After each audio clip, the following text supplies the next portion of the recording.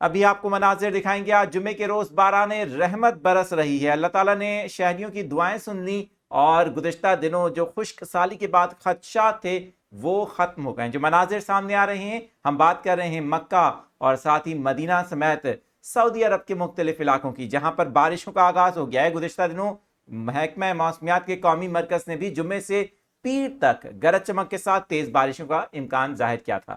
Video دکھائیں گے آپ کو، آپ کمنٹس میں اپنی رائے کا اظہار بھی کر سکتے ہیں. میں ہوں عادل عزیز خانزادہ، آپ دیکھ رہے ہیں نیوز 24/7 اردو. یہ مناظر آپ کو دکھائے جا رہے ہیں مکہ اور مدینہ کے بھی، آپ دیکھ سکتے ہیں جہاں پر باران رحمت برس رہی ہے.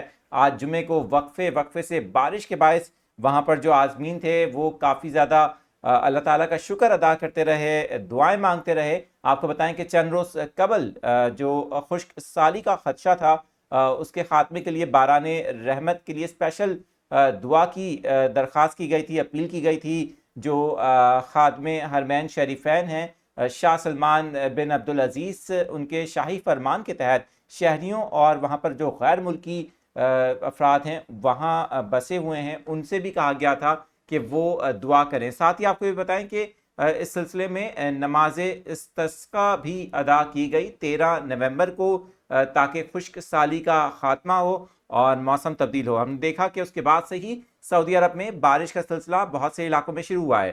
اس وقت بھی جب یہ ویڈیو آپ کے لیے ریکارڈ کی جا رہی ہے سعودی عرب کے مختلف علاقوں میں گرج چمک کے بادل تشکیل پا رہے ہیں، جیسا کہ سیٹلائٹ امیج پر آپ دیکھ سکتے ہیں. اور امکان ہے کہ خاص طور پہ جو ویکینڈ ہے اس کے اندر بھی سیٹرڈے کو، سنڈے کو یعنی ہفتے اور اتوار کو بھی مسلسل بارش کا سلسلہ مختلف علاقوں میں جاری رہ سکتا ہے. کچھ علاقوں میں تیز بارش سے سیلابی صورتحال کا بھی اندیشہ ظاہر کیا گیا ہے. اس حوالے سے جو مزید اپڈیٹس ہمارے پاس آئیں گی وہ بھی آپ کے ساتھ ہم شیئر کرتے رہیں گے.